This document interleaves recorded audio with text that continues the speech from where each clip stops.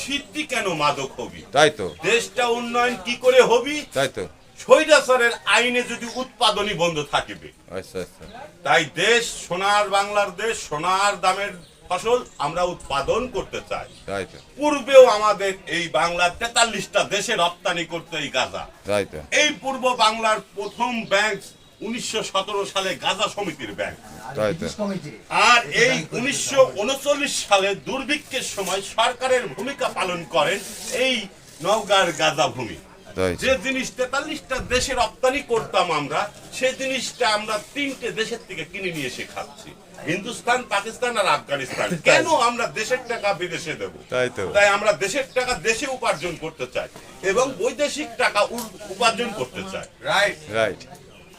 তাই আমি এটা বলতে চাই, আইন যারা প্রণয়নকারী, আইন তারাই ভঙ্গকারী। Right. তাদের কথাই কেন চলবে আমাদের দেশে?